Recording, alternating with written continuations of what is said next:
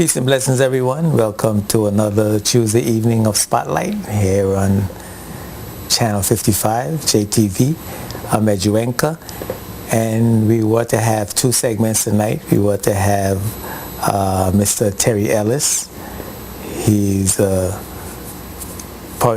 gentleman who has had a long, illustrious career as a recording producer and a recording artist, developer and manager, concert promoter, and music publisher. And he took ill. There's a virus going around, so he's unable to be with us. He was supposed to be with us for the first segment of the program. We wish him a speedy recovery. He's going to have a lecture at H. Laverty South Community College on Friday, the 1st of February at 7 p.m.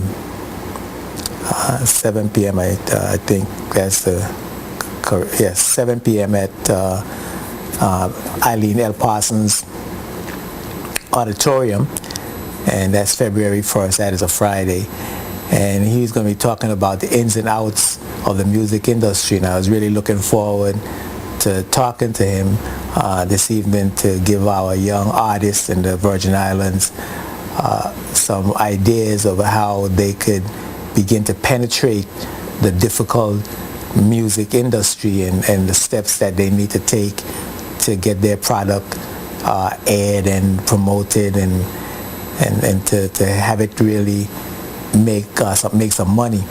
And he has a wealth of information. He's managed artists like Blondie. I don't know how many of you all knew Blondie. She made a couple of crossover records. One was Rapture, the other one was Call Me. And then there was Pat Benatar. We might know her from Hit Me With Your Best Shot.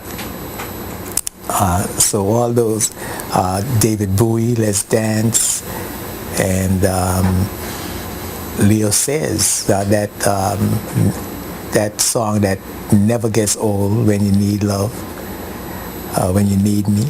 So he's been associated with a lot of great artists that he's brought up and produced and managed and promote their concerts and had tremendous success over the many years that he is in the music business. So I'm kind of disappointed that we didn't have an opportunity to dig out some of that information so our young people could get a good sense of what they need to do in order to be successful in the music industry as artists.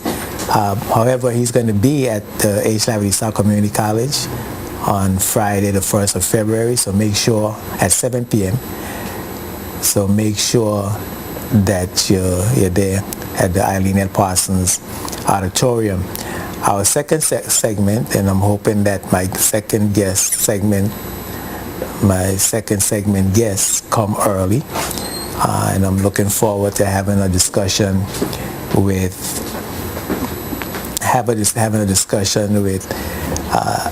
the police information person, Ms. Diane Drayton. She's going to be here along with Superintendent Sinclair Armory, and we are going to be talking about the amnesty, the gun and illegal weapons amnesty program, and I'm understanding that they are here now, so that's great. I was hoping to have a little chat with you to hear what you thought first about the gun and illegal weapons amnesty program that has been initiated by the Royal Virgin Islands Police Force. Certainly there's some interesting discussion about giving up your weapons and making sure that we get rid of all of the guns and the illegal weapons in the community, which is a tall order, and we're going to find out how we're going to do that, and how the police department is going to do that, and how we, the community, can assist them in removing the illegal guns and illegal weapons out of the community.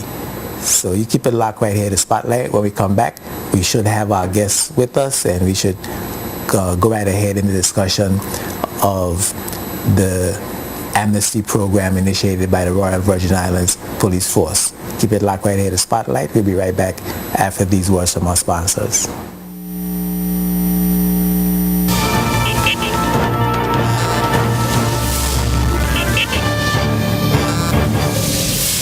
This program is sponsored by the law firm of J.S. Archibald & Co. and by the trust company J.S. Archibald Trust Services Limited, both of Roadtown, Tortola, BVI. Calling all CCT Internet customers. Did you know if you have CCT Internet service including internet on your phone, you can connect to CCT's 4G Wi-Fi service free of charge. That means you can enjoy unlimited high-speed CCT Wi-Fi on any Wi-Fi device. Browse the web, check your mail, stay connected to any of CCT BVI's hotspots for free. Call CCT today and request your exclusive CCT Wi-Fi username and password and join the CCT Wi-Fi network. CCT, the home of unlimited. It's fast, it's reliable, it's Bolo's full-color high-tech printery. For on-time production of your funeral booklets, graphic designs, CD covers, and complete wedding packages. Bolo's high-tech printery. Need your banners, brochures, posters, flyers, business cards, and stationery in a hurry? It's Bolo's high-tech printery. Whatever your printing or paper supply needs, no job is too big or too small. At Bolo's full-color high-tech printery, we don't just promise great quality, we put it on paper. Visit Bolo's full-color high-tech printery in Vanderpool's Plaza or call us at 494-3641. Your car will love Virgin Island Motors' newly expanded, large, and more spacious, well-stocked automotive supply store. All your automotive parts and supplies under one roof. Get your cleaners, degreasers, refrigerants, solvents, thinners, tints, floor mats, wiper blades, seat covers, and much, much more. Everything you need to keep your car running smooth and looking new. Virgin Island Motors remain the home of the world-famous quality AC Delco parts. And when you and your loved ones are riding, make sure you're riding on Goodyear and Cooper tires. The sturdiest Duracell AGM marine batteries are now in stock at Virgin Island Motors. Virgin Island Motors, everything you need for a smooth ride. What are you doing with your life? What are you doing with your life? Hanging out on the corner where there is no future. What are you doing with your life? Tell me, what are you doing with your life? What are you doing with your life? That's what you should do with your life. It's fast, it's reliable, it's Bolo's full-color high-tech printery. For on-time production of your funeral booklets, graphic designs, CD covers, and complete wedding packages. Bolo's high-tech printery. Need your banners, brochures, posters, flyers, business cards, and stationery in a hurry? It's Bolo's high-tech printery. Whatever your printing or paper supply needs, no job is too big or too small. At Bolo's full-color high-tech printery, we don't just promise great quality, we put it on paper. Visit Bolo's full-color high-tech printery in Vanderpool's Plaza or call us at 494-3641.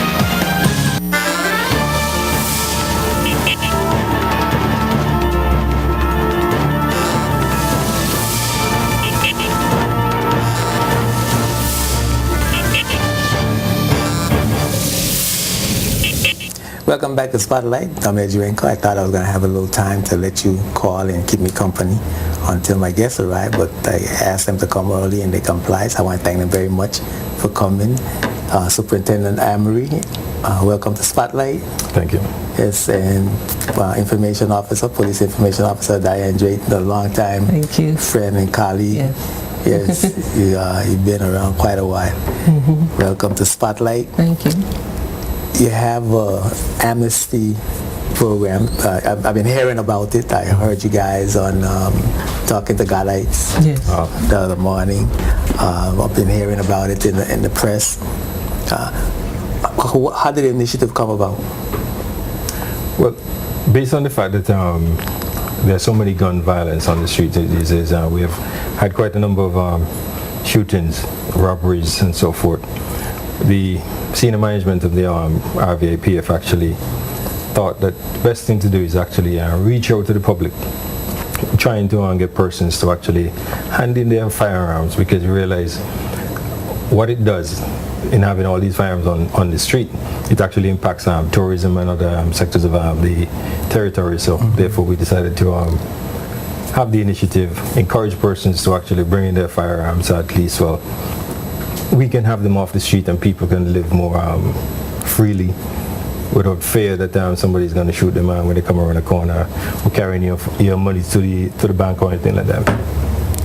Okay. Now, was any scientific approach taken to determine whether we have a lot of firearms in the BVI or not, just from the incidents of gun violence that we've had in the community? We determined that there could be a considerable amount of firearms and illegal weapons generally in the community. Well, I would say that based on information over time, you get reports of shots fired places, reports of persons coming to the police saying that they have been shot, people end up in the hospital, persons have been killed over the years. The thing is, this is basically a proactive approach in terms of trying to encourage persons to hand in their firearms without any form of consequence. And once these firearms actually come off the street, then at least, as I said before, persons will feel more comfortable knowing well at the time there are not so many on the street. But we do believe, based on the information that we have had over time, that there are a number of unlicensed firearms on island. Okay. Now you also include illegal weapons. Yes. They are illegal. Yeah, well, other illegal weapons. You're not just talking about guns. No. Prohibited. They could be prohibited. Prohibited weapons. Yeah. And what is a prohibited weapon? That would be deemed as a weapon which is, let's say, upscale to just a handgun. It could be like what you call a submachine gun, AK-47, Mac 10, anything like that would be deemed as a prohibited weapon. What about knives and swords and those kinds of things? All those are prohibited weapons. They can be used in the commission of a crime as well. Well, is there any special kind of knife? Because I mean, if I'm walking down the street with my kitchen knife, is that dangerous? Should I leave my kitchen knife at home when I come outside? You should be leaving your kitchen knife at home. The thing is, if you're going to use a kitchen knife, should be in a kitchen. You shouldn't be on the street with a kitchen knife. I would say for a person who actually probably lay rugs or use a knife in a commission of their work, it could be a leatherman. The person actually uses that type of knife, or it's a tool which is used on a boat. I got to understand that you must have some reasonable cause to have that weapon or that knife on your person. How successful is the program? Anybody turn in their weapons? Yes, we had one weapon turned in. It was a loaded handgun actually, and it had the bullets for that handgun in addition to other bullets. So we were pleased. That was at the beginning of the start of the amnesty period. We had that turned in. Since then, we had a loaded magazine, just a cartridge with a number of bullets in it. That was turned in. No weapons. We're not as pleased with what we've gotten so far, but we really are hoping that people would use the extension of this initiative to turn in their weapons. We're hoping that the appeal to the community will help. Right now, as Superintendent said, we are offering now no penalties if you're able to turn in your weapon now. And this is till the end of January? Till the end of January. January. January 31st is the last day. Then you're found with an unlicensed firearm, you will be penalized according to the law. And what is the penalty? Do we have the penalty offhand? For a single bullet, you can actually pay $500. For a handgun, you pay $5,000 or 3 years. The bullet would be $5,000 or 3 years in prison. Yeah. With a single bullet or bullets, it would be 3 months. if it is a prohibited weapon, such as I said, it could be a rifle or something like that, it can be much more. Often I can't tell you exactly how much, but it'll be more than that 3 years, and more than that can be more than the 5,000. So the likelihood is that if you're caught with an illegal gun, you can go to a prohibited weapon, you can go to jail. Oh yeah. Or you could be fined and go to jail. Yeah. What is the process to turn the weapons in? I mean, do I have to, if I came to the police station with my gun in my hand, the likelihood is that I'm going to get arrested sometime in the future, or do I have to show my face, or can I drop it off in a box? How do I turn my weapon in? Well, the thing is, there are, I would say, people in the community, trusted persons that you think that can actually go to speak to in terms of handling a firearm. So you can actually go to a pastor, somebody who is somebody reputable in the community, and actually say to this person, I have a handgun, I want to get rid of it, and I would like you to hand it in to the police, because at this point in time there's an amnesty. Your name is not going to be called. All that person have to do is to wrap the firearm and hand it into any police station. And why we ask that they wrap it is we don't want to create alarm. We certainly don't want them to walk around with the firearm in his hand, their hand, to bring into the station. We like it wrapped, concealed, so that no one, is affected or fearful once they bring it in. But why we actually made the appeal to the BVI Christian Council, because we know there are a number of people that attend church, and they may know of a youngster or someone who has a firearm, and that provides that opportunity. We ask the pastors to make an appeal so that they can actually bring in the firearms themselves. That means you make an appeal to your congregation. If a member of the congregation comes to them and says, I have a firearm, I don't want to be connected with it, or for that matter, my son has a firearm, I don't want him getting in any trouble, I don't want to be connected to it, would you mind taking it? We're hoping, and we already spoke to the pastors, they were in total agreement. If they brought it to me, I would leave it in my office and I would call a police officer.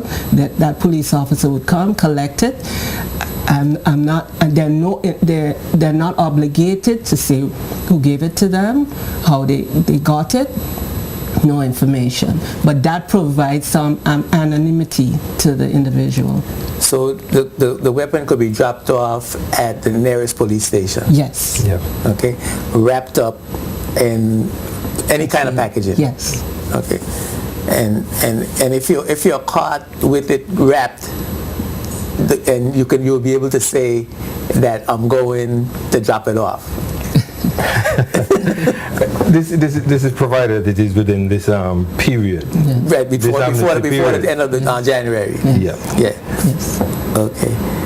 Now, you asking the criminals to turn their weapons in, or persons who are not law-abiding citizens with illegal weapons to turn their weapons in?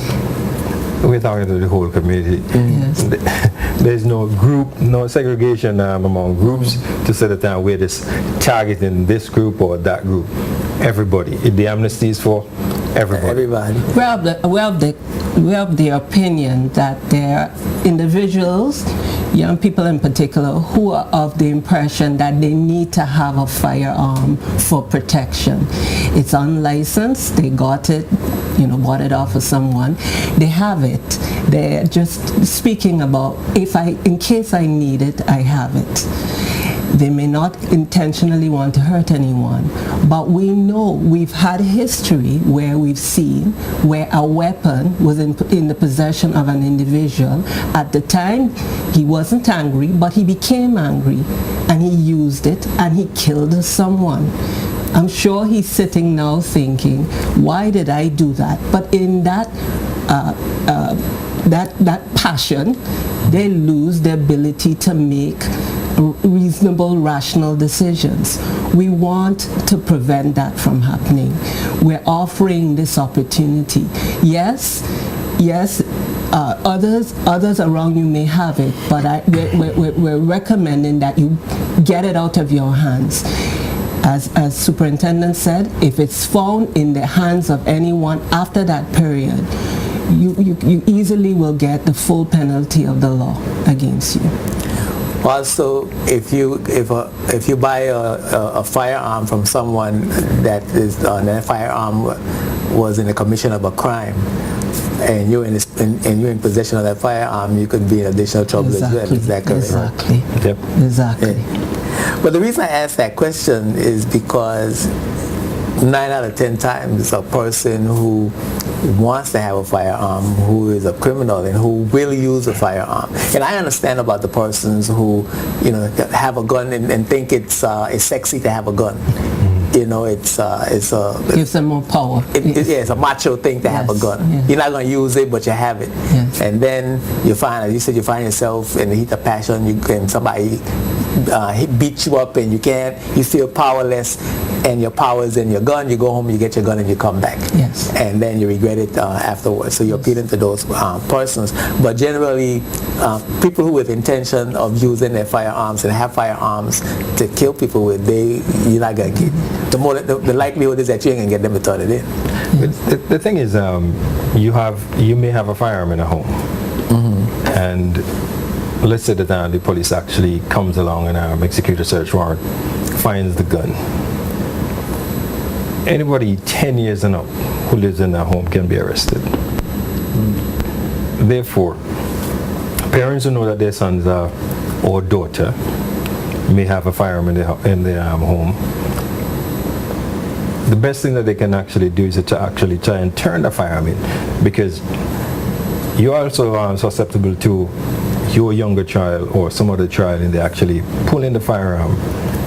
Let's say that there's this son's room. A younger brother or sister goes into the room and by accident actually comes across the firearm. And picks it up, start doing an examination, inspection the firearm because, I've seen this thing on TV. They're curious. Now, you're curious. Now, the brother, the mother, or whoever else lives in the house actually comes in and startles the child. One of the first things anybody do who has no training with a firearm does is put their hand in the trigger guard. Now that person being startled pulls the trigger. Mother, whomever comes inside, or even the child himself, is killed. Now you're going to ask yourself, how is it that I know that the firearm was inside? I never did anything about it, and now here it is. It's either they are injured or dead, or another child is dead, and you're going to blame yourself because you could have done something before and you failed to do something then. So we're appealing to persons who have any idea that their child might be even running with a group. Inspect your home. Well, actually, that happened to me. Okay. I think I must have been about perhaps 9 or 10. I could have killed my cousin. That actually happened. I remember very clearly. It was August Wednesday, and back in those days, my uncles and my cousins used to come from St. Thomas to look at the parade passing by our porch. And I went. My father told me to go in the drawer and bring him underwear or something, or a flannel, I think it was. And I opened up the drawer, and there's this gun in the drawer. And I was curious. I picked it up and looked at it, and I'm thinking it's a toy gun and it's something that I'm going to get for Christmas or something. And I started playing with it and squeezing the trigger. And the thing is that the trigger was hard to squeeze for I guess a 9 or 10-year-old. And I had it pointed down on the ground, and the bullet, and it went off, and the bullet ricocheted, and I think it grazed my cousin who was in the room ironing. And it was a horrific experience. I can imagine. It was a horrific experience. It turned out my uncle had brought his gun with him from St. Thomas, and had stored it in the house, and I don't even think my parents knew that was there. But that's a real life situation that could very well happen. Yeah. So you're encouraging the whole community to basically search their house, because a lot of youngsters will not let their parents know that they have a firearm. Yeah. Well, I believe it is incumbent on any parent to actually police their home. And when I say police their home, I'm not talking about doing our job, but at least have knowledge of what your child is doing. Actually check their room from time to time. The onus is on you to make sure that your child is doing what is right. At the same time, should the police have to come to your home, they're not going to find anything that should not be there. So I think it is really incumbent on parents to actually check your home. You know your son is actually involved with this group or associated with those persons who you may have heard something about, for you to actually make some checks for yourself in order to be satisfied that there isn't anything illegal hidden in your home. You know? I mean, the child doesn't have to be affiliated with anything. I mean, nowadays, you go into school, you're an innocent kid, and some other kid come up to you and say, "Hey, man, check this out. Some friend of yours, or, hold this to me," or, and anything is possible to happen. So you need to. I think you're encouraging everybody to run regular checks in their homes, check the kids' drawers, their school bags, all the places in their rooms to try to find any kind of illegal substance, whether it's guns or illegal substances, drugs, or any of those things could be dangerous to have in the home. We're going to take a break, and we're going to come back and we're going to talk some more. We're going to talk about the number of incidences of the uses of illegal firearms in the community, and what psychological impact that has on the community, and how important it is for us to preserve, as the commissioner says, the acting commissioner said, to preserve our way of life here in the Virgin Islands. Keep it like that. Spotlight. We'll be right back. I'm going to open. Spotlight is brought to you by Bolo's High-Tech Printery, Virgin Island Motors, and Clarence Thomas Limited.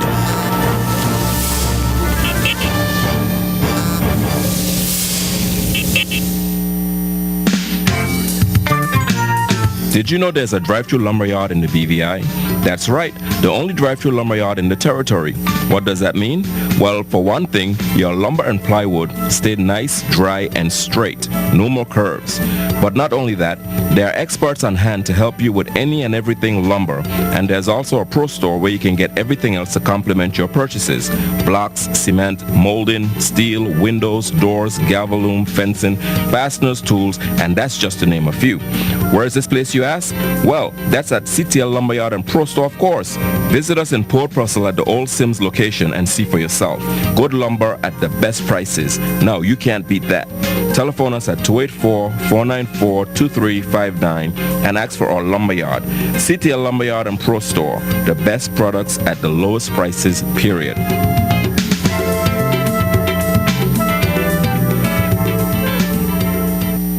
Are you a U.S. citizen or a resident alien living in the BVI? Do you meet the requirements to file a U.S. income tax return with the Internal Revenue Service, along with any applicable foreign bank, financial accounts, and statements of specified foreign financial assets? If you answered yes to the previous questions, you need M.A. Clark, CPA, LLC, to assist you in complying with filing your requirements, as well as small business account services. Call us today for a free consultation. 284-494-0401, or contact us on the web.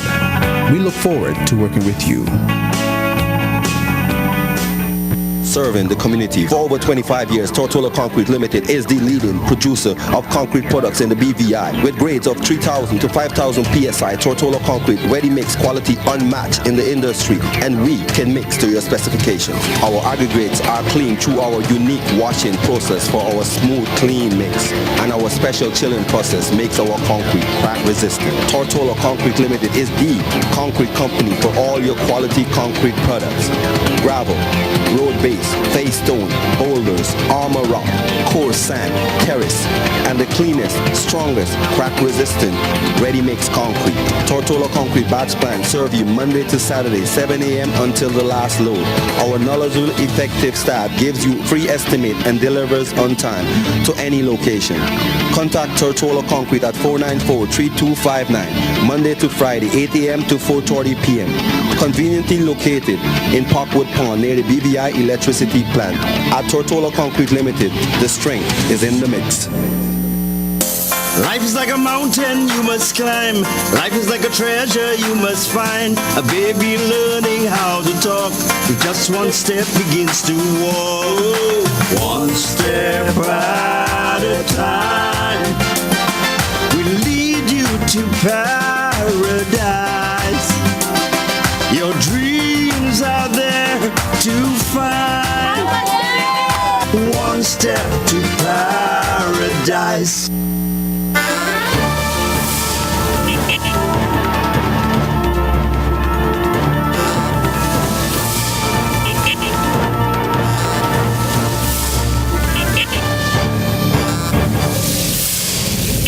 Welcome back to Spotlight. I'm Edwin. I'm here with Police Information Officer Diane Drayton and Superintendent St. Clair Armory, and we're talking about the Royal Virgin Islands Police Force Amnesty Program and how you can turn your weapons in. It's a simple process. Yeah.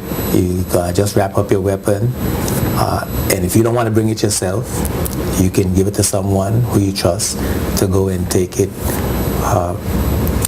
to the nearest police station, and nobody's going to ask you your name, and so nobody's going to know it belongs to you anyway, because you could be bringing it in. You could be bringing it in for somebody else. So it really doesn't matter. You just wrap it up and drop it off. So you come inside and just say, I just want to turn this in, put it on the desk, and just walk out. You don't have to fill out any forms or anything. No forms. No forms. You have to identify. As soon as you come in, the station, the person who's in front will call an officer from the back just to receive it. No questions asked, just receive it. So it's not hanging around the front desk or anything. He takes it straight back in. Do I have to wait till when the officer from the back come to receive it? Just that. I can't just put it on the desk and say, hey, listen, I'm bringing it up where I am. Here it is, and just leave. You want to make me stand there? You want me stand there and wait? Not necessarily. I got to understand somebody who actually comes in and just want to get out of them. We would actually assist that person in terms of somebody coming around and just collect it rather than leaving it there. Because you may just come and just put it down and just turn off. Somebody's back might have been turned at the same time, and but at least get the attention of somebody's inside. Well, yeah, say, I mean, I'm just delivering this, and usually there's someone at the front desk all the time. All the time. Yeah. So you come in, the person at the front desk, you say, listen, I'm bringing this in. Okay. Take care of it, and you just leave. I don't even want to say that it's a fire. I'm bringing this in. I'm out of here. I'm out of here. Because it could be a kind of a psychological thing. I'm sure there's a certain amount of trepidation, absolutely, and mistrust that could be going on in the minds of the persons who turn in the firearm. I could think it's a trick that I don't know, but there's people are suspicious and are nervous about these things. I mean, I could understand that, but at the same time, if you have actually reached it, put it down and run outside. What are the odds that somebody's a couple of officers might even be in the street and somebody hold a guy? There is no trickery whatsoever in you bringing the firearms, whether you give it to somebody or bring it yourself and say, I'm just turning in this. Yeah. There's no trick. So my point is just to make it as easy and fearless as possible. Definitely the commissioner wants to facilitate anything that would make the process as easy as possible. So I'm sure we would facilitate something like that. Okay. I want to bring up the phone numbers on the screen if persons want to call in, ask questions, or make a comment. You can just text if you want your voice on air. The numbers on the screen, so you could take advantage of the opportunity to participate in the discussion. You brought some statistics with you, and I'm not sure how to read them, but you have statistics on murders and attempted murders from 2007 to 2012. And well, let's just go with 2012, where you seize about 12 firearms. Yes. Now, for a small community, that it might not sound like a lot, but for a small community, the community is arming itself. People, these guns are coming into the community. How did you come to seize the firearms? What was that? You have some kind of investigation going on, or they just turn up in crimes? How did that happen? Or some will use in commission of crime. One or two may have been using the commission of crime. But apart from that, we would have actually executed search warrants, done stop searches, and actually found some of these weapons. Okay.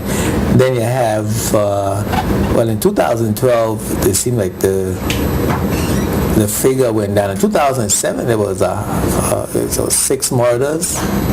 That's correct? Using firearms. And then in 2008, there was 8 murders. And using firearms, and it dropped off down to 3 last year. And then, so it's those that are, they have the number of murders, and they have the number that were with firearms. So as you can see, for 2012, you had 3 murders with firearms. Yeah.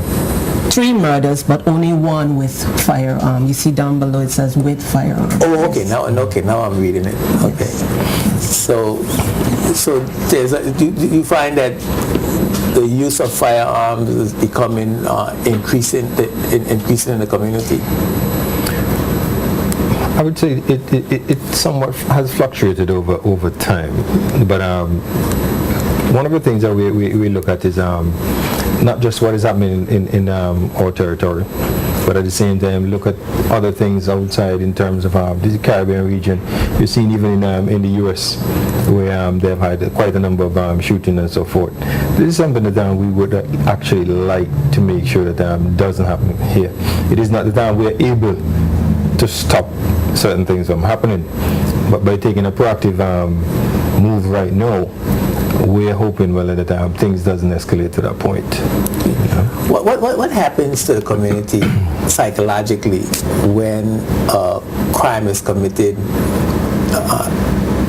generally, but with a firearm particularly? But what is there anyone, psychiatrist, psychologist, sociologist, looking at the impact of even a single act of violence with a firearm?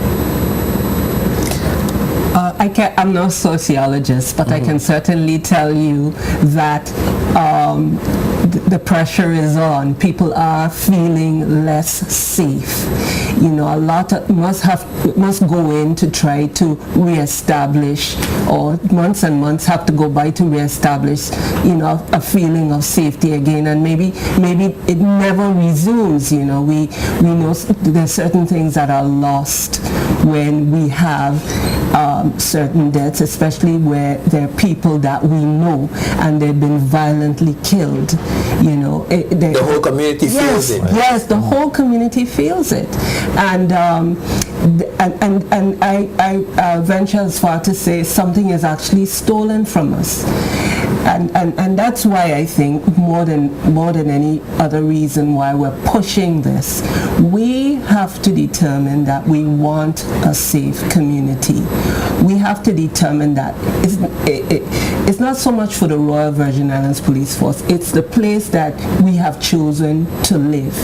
It's therefore incumbent upon us to do what is necessary to make it safe. We are of the opinion that there are people who know of another person who has a firearm. I mean, those things, they don't usually keep silent. There's a parent that knows. There's a girlfriend that knows. There's a wife that knows. The point of the matter is that at any given point, just as we talk in the heat of passion, that could be used against her. We've had incidences where a boyfriend threatens his girlfriend with a firearm. He's produced it, he's shown it, and he says, if you don't do what I say, I'm gonna kill you. You think that because I will stay quiet, stay silent, I am safe. You're never safe. You're never safe until that firearm is out of the house. Exactly. Or no longer in his possession. Exactly. Yeah. So we're asking for your sake, for the sake of the child or children you might have in that home. Decide to either talk him into turning it in or turn it in yourself. Your life is not worth it. When you're gone, it's over. Hope is over. But now is the time to make that decision. We know that mothers have decided, I don't like it in my home, but I don't want to get my son in any trouble. And that's the importance of the amnesty. Yes. Yeah. This is the importance of the amnesty. Yeah. Well, but I know you extended it once. So far, it doesn't seem as though you're having a lot of success. Perhaps you might need to extend it a little longer. Is that something that you're considering? Because it's to me, listening to you talk about it, and I think a lot of persons who've heard about the amnesty hadn't realized the significance and the importance of not having a firearm around, and all the accidents that can happen, and all of what can result from the presence of the weapon being in the house, in the possession or close to persons with volatile personalities. Exactly. And I think we really need to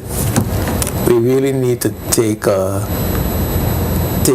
look at those things. More stop and search needs to be done late at nights when these clubs and parties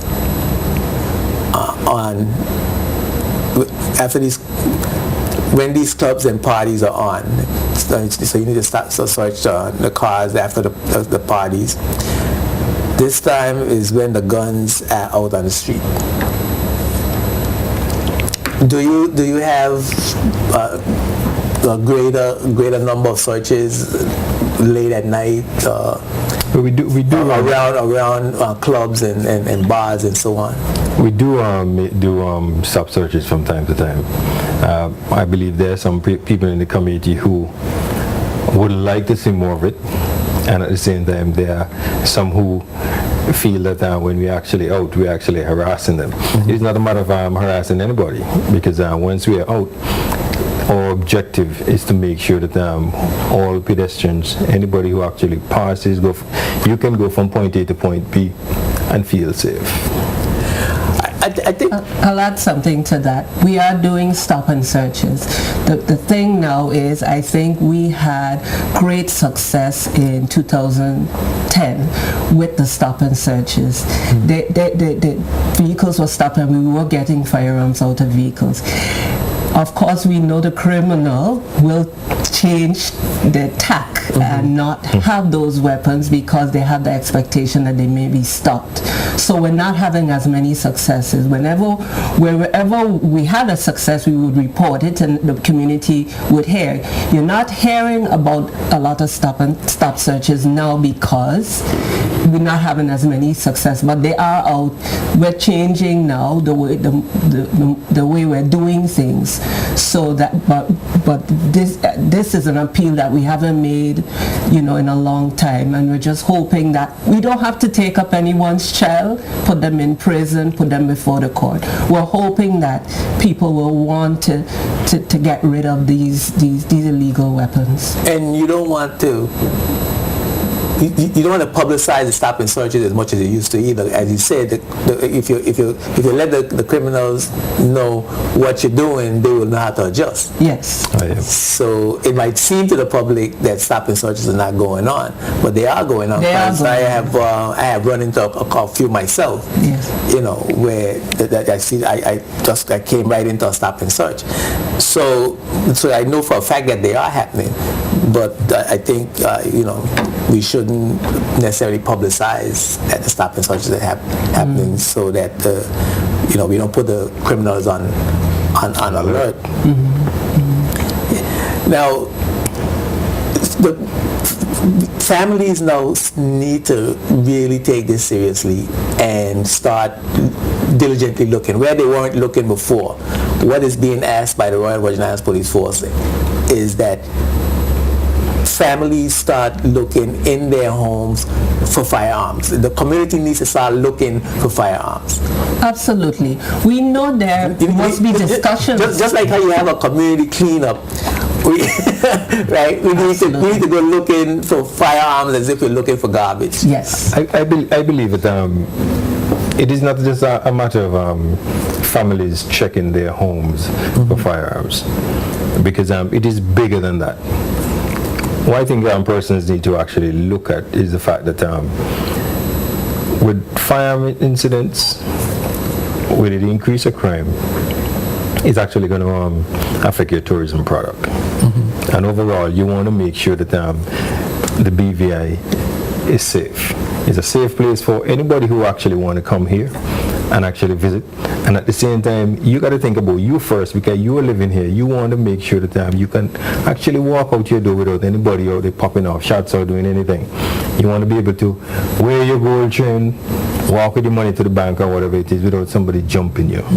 So you actually got to look at what, if I don't do something now, what is going to happen later on if I allow something to escalate to a point where it's no longer safe for me to actually walk the streets.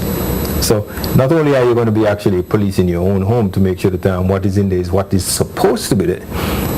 I mean, you got to look at your community. Something happened, you can report it too. Yes. So you have to just be vigilant. It's time for us to be vigilant. Now, we got to take a break. But the Acting Commissioner talked about BVI being in a fork in the road. And I want to know what that means, what he's talking about. We being in a fork in the road. We're going to take a break and we're going to come back. We have a couple of texts. Don't forget, you can text us. You don't have to call if you don't want, but we'd also like to hear your voice. So the lines are open. So when we come back, we don't expect to take more calls. We'll read this text and we'll talk about the Commissioner's comment about the BVI being a fork, being at a fork in the road, and what we could do about it and what direction we should go in. Keep it locked right at the Spotlight.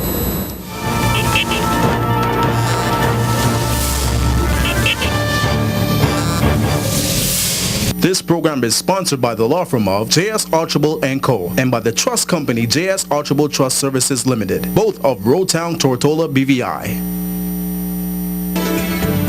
At CCT, unlimited means unlimited. We've got the best selection for unlimited voice and internet plans available. Choose unlimited voice for only $39 per month. We'll give you a choice of unlimited usage with or without contract. Just choose one of our no contract plans. Need unlimited internet? You got it. We'll give you unlimited internet on your phone or unlimited broadband at home without no overage charges. No high bills, no need to pay for fixed line you never use. Choose CCT and join the home of unlimited today. CCT, where unlimited means unlimited.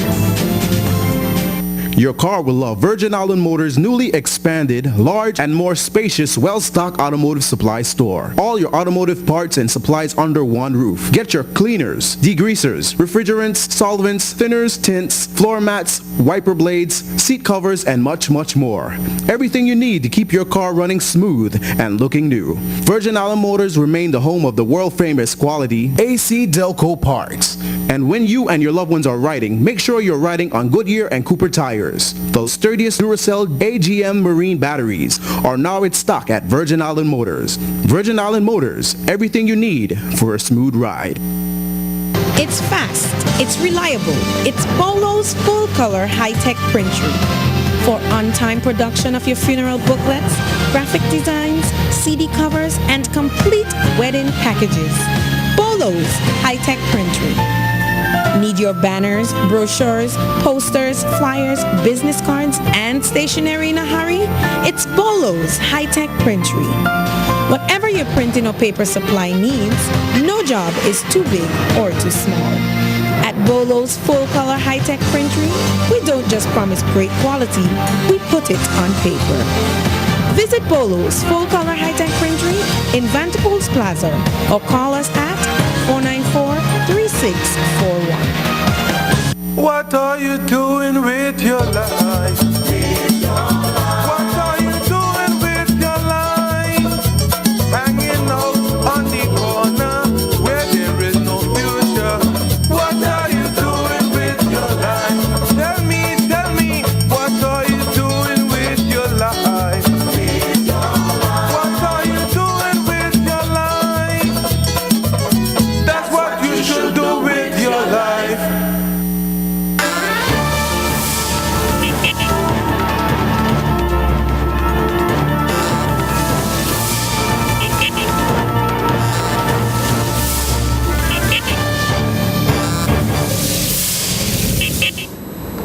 Welcome back to Spotlight. I'm here with Diane Drayton. She's the Police Information Officer and Superintendent Sinclair Armory.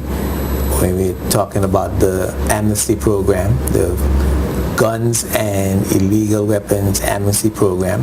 Go and turn in your gun or your illegal weapon to any police station, wrap it up in a package and just take it in and give it to whoever's there, so that mistakes don't happen in your home. You don't get angry at your wife or your girlfriend and just pull it out and then regret it for the rest of your life. Or you don't get angry at your boyfriend or your husband and just pull it out and regret it for the rest of your life. Or your child don't find it and kill somebody or his brother with it, or kill himself with it or herself with it. It just shouldn't be around. It shouldn't be around, except that some people think it should be around. So I want to deal a little bit with that as well. But I was noticing in the press release that the commissioner was talking about the BVI as being what I like to say a crossroads or a fork in the road. And I was wondering how that was meant in the context of the firearm amnesty program. What he meant was he, of course, he's been to various countries, various places, worked and seen what can happen to communities when illegal firearms are all over the place, where many persons have these illegal firearms. He actually was hoping to encourage the community to look carefully at what they wanted right now, because at this point they have the ability to change the direction we're going in. He literally says we're going in a direction where we are now going to be fearful of living here. We can decide, and many people come here and enjoy this territory because it's relatively safe. We are now going in a direction where we will fear our lives. We will be fearful of walking certain places. We will be fearful of even living. We'll always be watching our back. He police determined that at this point we have the ability to change things, turn things back, if we make the social change. Yes. If we decide no more, it's not going to happen here. We literally draw a line in the sand and say, we are not going to move this direction anymore. I'm sorry, but your firearm poses a threat not only to me, to you, but to this community. You're going to have to give it up. It's more of us than it is of them. We have to, not because they have a firearm, we necessarily have to have fear. We have to decide that we don't want you to hold that any longer because you threaten my life and you threaten my children's life. So put it in and decide that I'm going to alert the police about it if you don't, you know. And I'm hoping I can persuade you to put it in so that you won't get in any trouble. But ultimately, I'm not going to allow my community to ride down because you decide you want to hold on to an illegal firearm. That's a very important point. I mean, you already begin to feel it. You know, over the last several years with the murders, the violent crimes, and so on. I know I was beginning to feel like we were turning into a gangster town. You know, people were being shot sitting in their cars.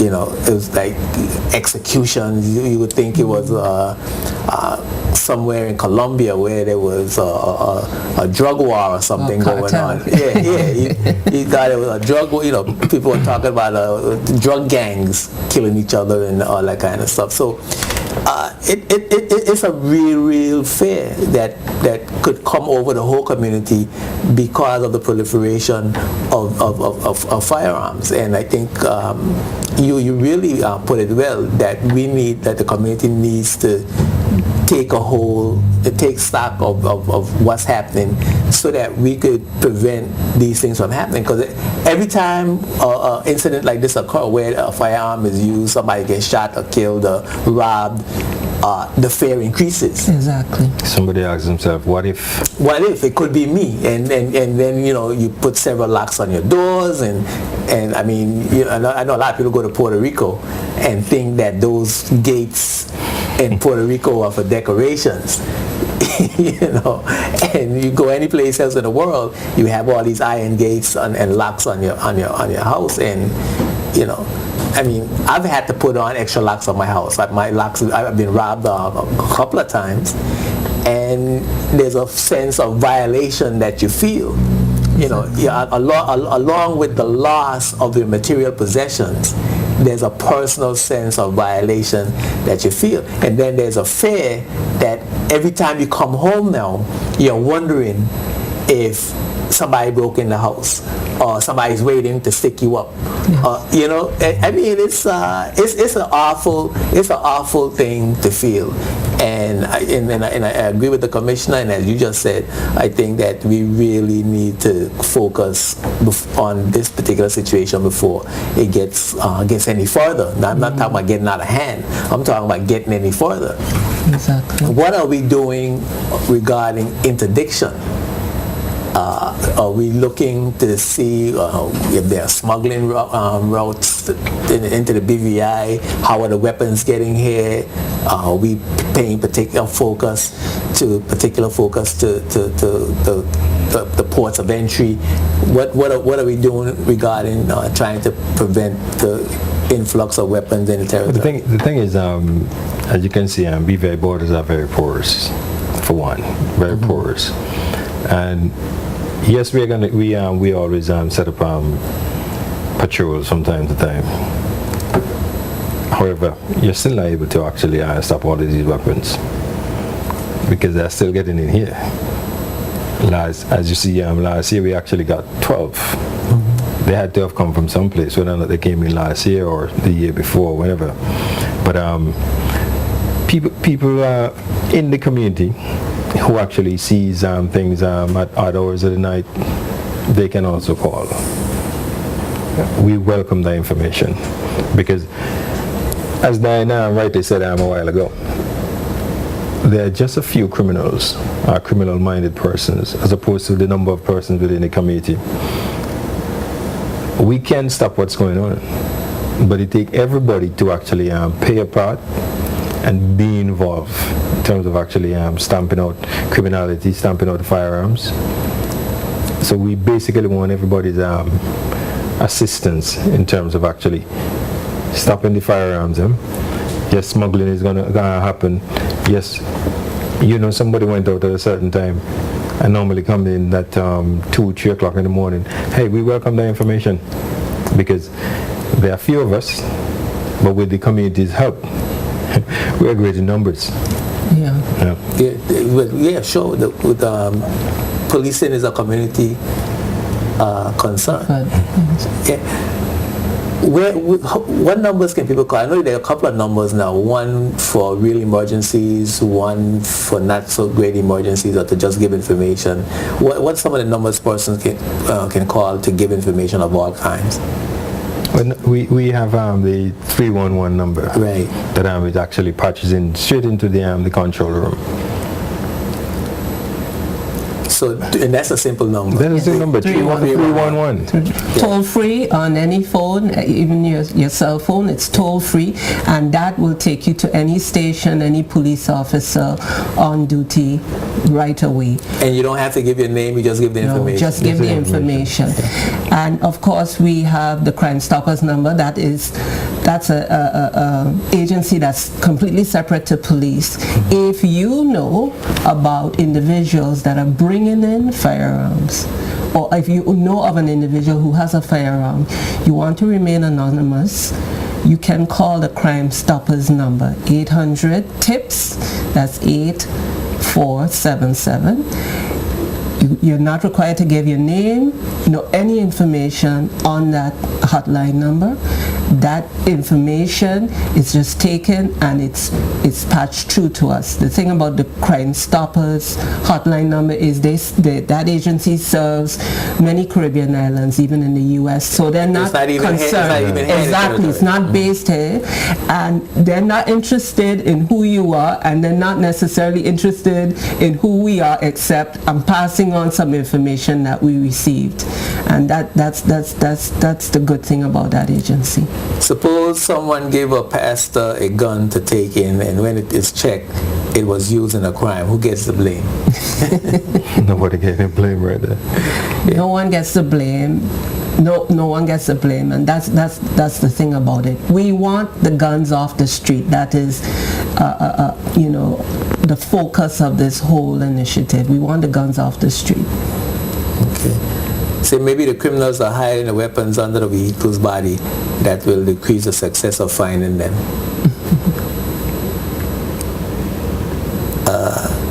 Is Customs Department not the primary law enforcement agency responsible for protecting our borders? No.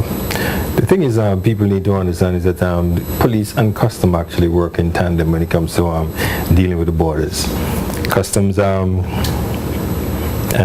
I don't want to actually tread on the department's toes right now, but let me leave it as that, so that we actually work in tandem to ensure that the borders of the territory are actually secured. It's a good night. The officers say if you see something and you can't make a report, but what when you put the police on the scene, they call your name and you end up and get you dead. That's why crime cannot be solved in the BVI. The police talk too much. That's basically it. You can't trust the police. You give them information and then they say who it is. But as we know, you don't have to you don't have to give the police a police officer the information. You can call one of the hotlines and same thing. You as we were saying, the same way you could actually hand over your weapon to, let's say, your pastor, somebody who an outstanding person in the community who you trust. The same way you can actually pass the information through that person and say, I need you to pass this information on to the police and let me remain anonymous. Yeah, there's the whole reason for all these numbers and this process and these procedures is to protect the innocent from becoming a victim of crime. Yes. To be able to help do your civic and your community duty without sacrificing yourself in the process. That's the whole thing about that. So I think that the police force is going the distance and trying to eliminate the possibility of an informant being harmed. Right. That's basically what you're trying to do.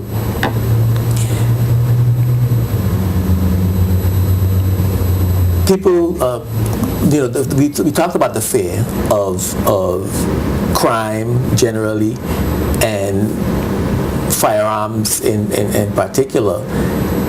You have business owners, you have law-abiding citizens that feel that by the time the police get to the spot, it's too late. And they need to have a firearm to protect themselves. Is there a process by which one gets a legal firearm? There is. Okay. And what is that process? I'm not 100% certain on the procedure that you have to go through. However, I know that you would have to apply. There's a board which is actually going to review your application, and from that recommendations are made and so forth.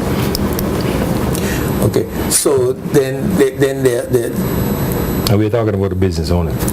Okay, all right. So there are a number of persons that own legally firearms. Firearms. So it is a process and it works. Of course, we do the checks because we want to protect you and we want to protect me. We want to make sure that the person you're giving these licenses to are worthy of the license. Right, and they do the important. They take their weapons, they put them away when they're supposed to put them away, and they have adequate security for a weapon such as that. You have to is that something that's checked to make sure that the proper storage is done and the person is... All that is included in the application process? Yes. Okay. We have any idea of how many persons have applied for firearms in the territory or have firearms in the territory? Unfortunately, I don't have that information. We're going to take a break and we're going to come right back with more Spotlight right after this. Spotlight is brought to you by Tortola Concrete Limited and CCT Global Communications.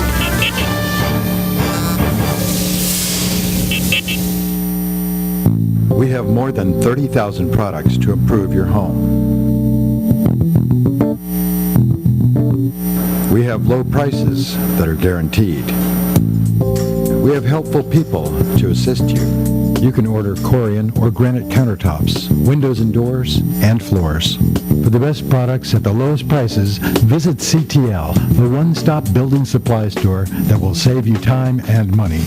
The best, and always have been. Are you a U.S. citizen or a resident alien living in the BVI? Do you meet the requirements to file a U.S. income tax return with the Internal Revenue Service along with any applicable foreign bank, financial accounts, and statements of specified foreign financial assets? If you answered yes to the previous questions, you need M.A. Clark, CPA, LLC, to assist you in complying with filing your requirements as well as small business account services. Call us today for a free consultation. 284-494-0401 or contact us on the web. We look forward to working with you. Life is like a mountain you must climb. Life is like a treasure you must find. A baby learning how to talk. With just one step begins to walk. One step at a time will lead you to paradise. Your dreams are there to find. One step to paradise.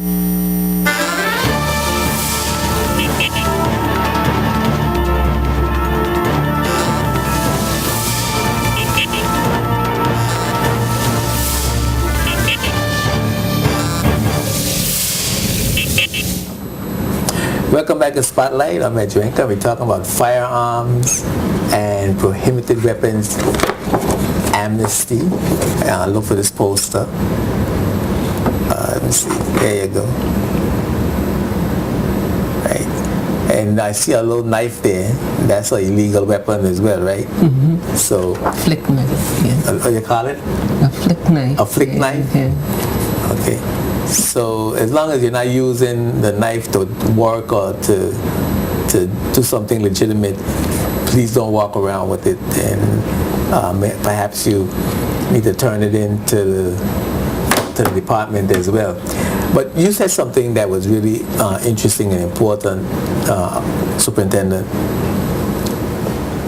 that we think because we have a licensed firearm, we are safe. And I want you to speak a little bit to that and just to go over what you talked about off air, that persons having a firearm in the house, a legal firearm, the dangers of that as well, and they think they have it secured, and you can't tell when people stumble on it or what happens. Let me let you do the talk. I was basically speaking about one that isn't licensed. Okay. Because the person who actually has a licensed firearm will have to make sure that they adhere to certain safety conditions. That firearm, once it is home, is supposed to be under lock and key.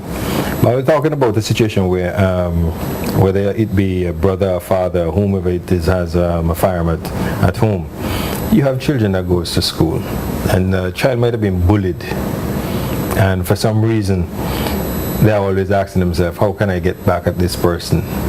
And they might come home one day and, just by accident, stumbles on the firearm and decide, well, hey, you know what, John always messing with me all the time, so then therefore let me take the weapon to school.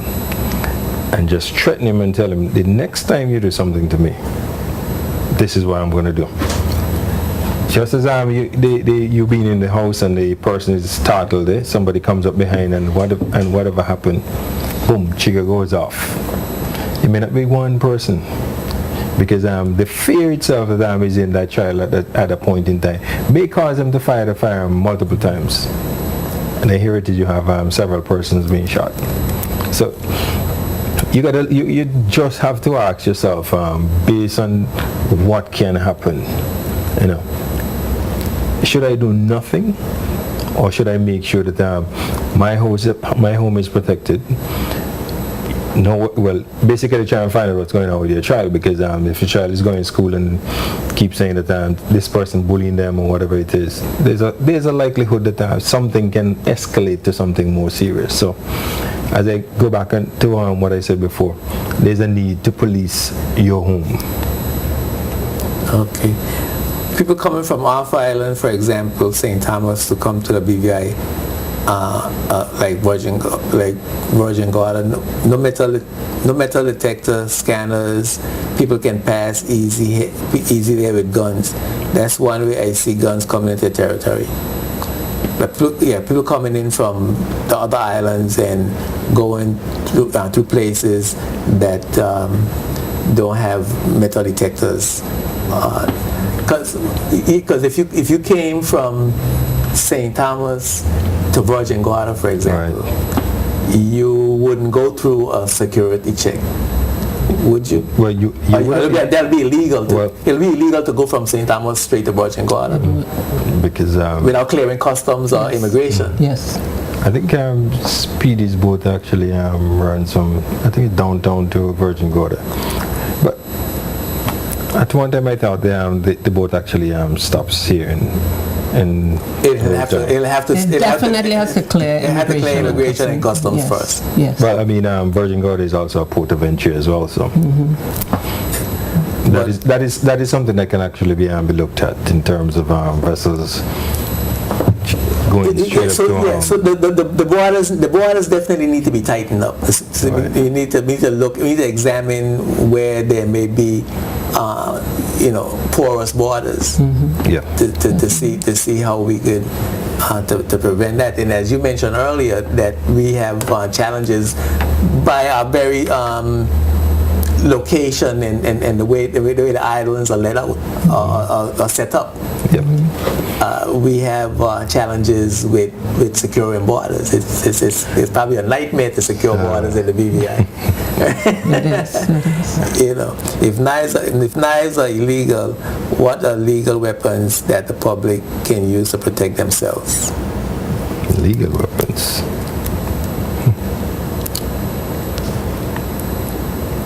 Well, I think I would encourage persons to actually take self-defense courses.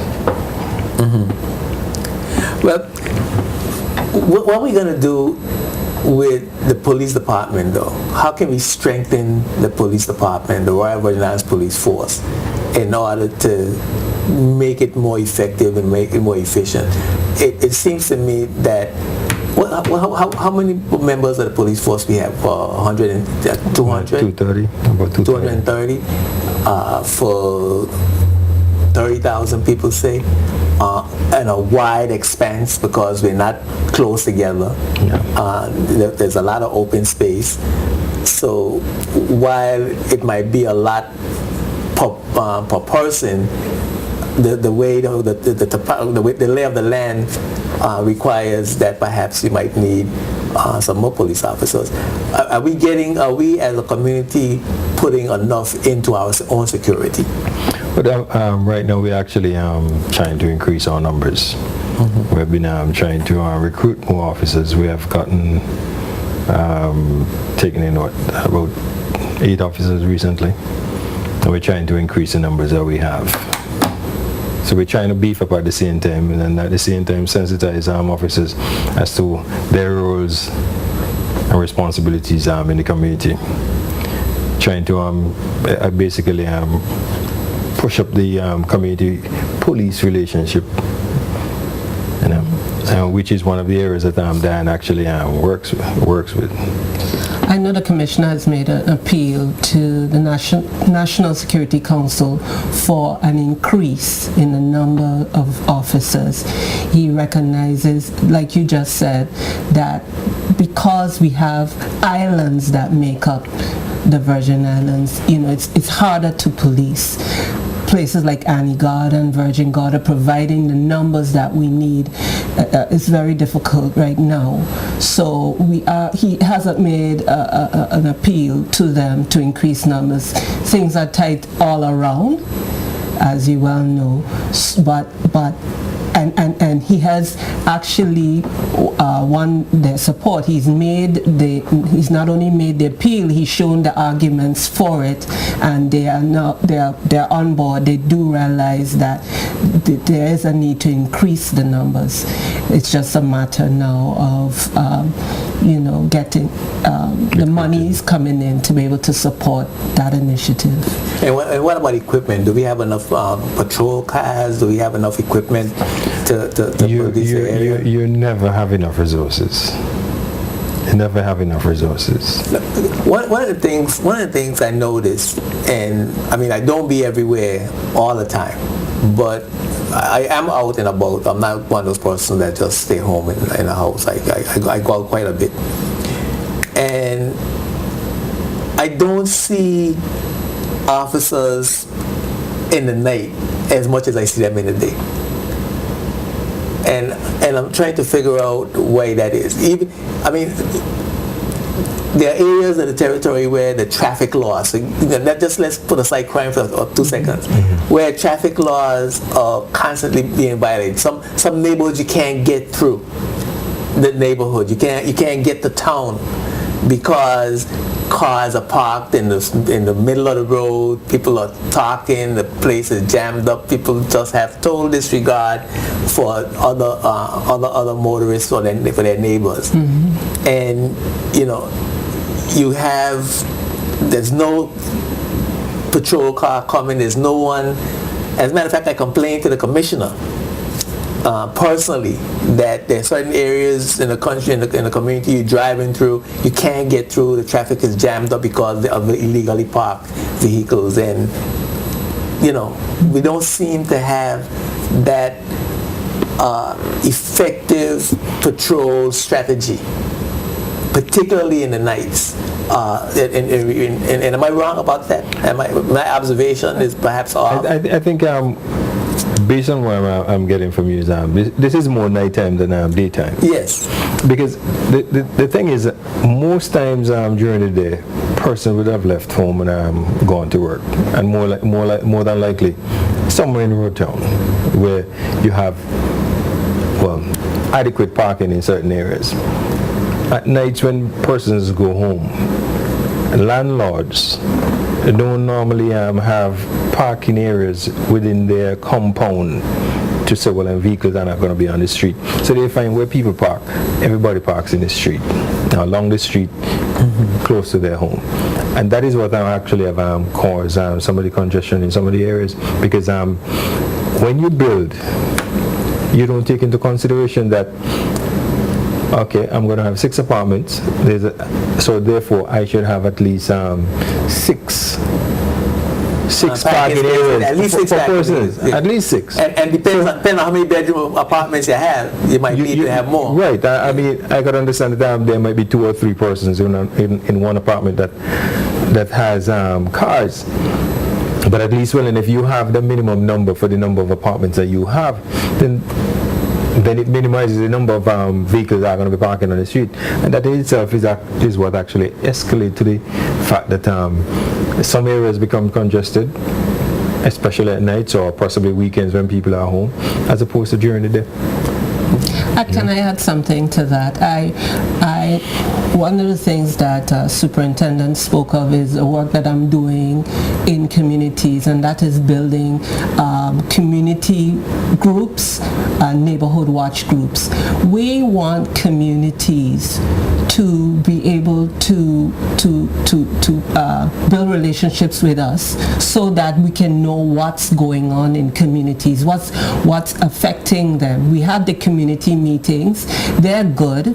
Individuals will petition us for this or that. We need more speed bumps. We need more lighting. There are a number of things, however, going on in communities that are contributing to crime that really police can't do anything about. There's lighting issues that there's derelict vehicles. There are a number of things that contribute to crime, but are not directly under the purview of police, and therefore police can't do anything about them. In a community, for instance, up in on the Ridge Road, that is having problems with parking issues, or a home that has too many, apartment building that has too many cars, that the community needs to take in hand, speak to the landlord. I'm telling you, when communities get together and lobby and decide, no, we don't want this, we want our community to be free, action takes place. You appeal to your representative, you appeal to police adds a letter on the top of an appeal saying, we have had we've had to go a number of times to this area because there's been obstruction in the road. That is where the community actually becomes empowered to do something about their situation. But so often it's an individual called to say, for instance, there's a loud noise, there's a bar down there. They're individuals, there's one individual or 2 individuals. The community needs to come together and decide what they want their community to look like. No, we don't want the bar down there making the noise that is disturbing us. Petition to the licensing department to have that removed. Or we are seeing too many individuals in this community, we don't like them, they're coming to this establishment. We need him to relocate, or we need him to change the clientele or whatever, but they become empowered to do something about their communities. So it's not so much focused on police, although police has a role to play in all of this. We just need to do more in ourselves to make us safer. And how can communities reach the outreach that you're talking about and get involved with some of the things that you're doing? Definitely. My number at my office is 468-5410. Look right in that camera over there. My number 468-5410. I am looking for persons I'm looking for those in the community who want to spearhead Neighborhood Watch or Community Watch. These are leaders who love their community, want to change their communities, want to begin to build relationships not only with their neighbors but with police. We are always willing to work with community leaders in building those communities. We have a number of neighborhood watches now already functioning and functioning well, and those are the things that they're beginning to look at, how they can light up their communities, how they can get out the junk and the derelict, how they can clean up days, how they can do more, and they actually adopt their own communities and able to actually push out crime, which is the best, the benefit of all of that. You do believe we have fun at 8 o'clock? Yeah, Speedies come straight to Virgin Gorda, and even the boats that bring tourists from St. Thomas and St. John are not even required to clear customs, to custom check. What about that? Like, people declare what they bring, but who is sure they don't have a gun? Please hurry and check these procedures to help stop guns from coming into the BVI. That's the final text. And we appreciate that kind of thing. Yeah, I just want to, in less than a minute, to just say again what the amnesty program is and how to bring in the firearms, and so that we could end off with that. Yeah. The Firearms and Prohibited Weapons Amnesty is an initiative called by the Commissioner to allow people to bring in illegal firearms and illegal weapons, and that includes those swords, flick knives. Those things in law are illegal. You cannot legally own them without a license. When you bring those in, right now, there is no consequences, no penalties. We ask no questions. They're off the streets. We're appealing to girlfriends, we're appealing to wives, we're appealing to mothers, we're appealing to cousins or relatives. Everyone.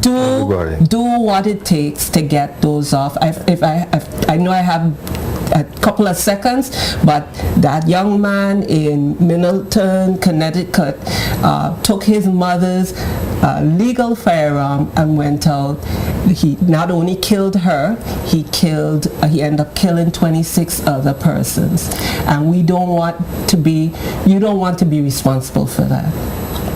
Thank you, Superintendent Amory, and thank you, Public Relations Officer Diane Drayton, for being my guest on Spotlight. I see the clock is ticking away. Okay.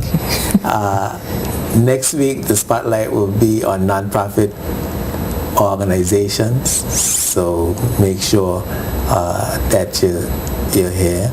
There's going to be a lot of information. What does it mean to for nonprofit organizations to be registered and have to report? Will it affect volunteerism, and will it stop donations? So be sure that you're here. And I want to say that Terry Ellis is going to be at HLSCC, the Eileen L. Parsons Auditorium, on February 1st at 7 p.m. talking about the ins and outs of the music industry.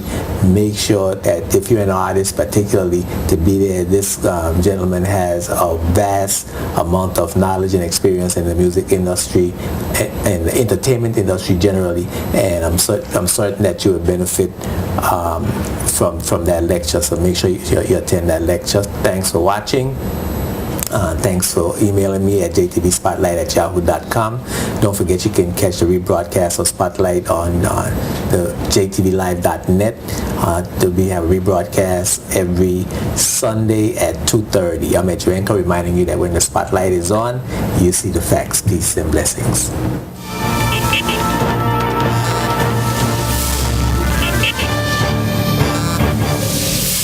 This program is sponsored by the law firm of J.S. Archibald & Co. and by the trust company J.S. Archibald Trust Services Limited, both of Roadtown, Tortola, BVI. Calling all CCT Internet customers.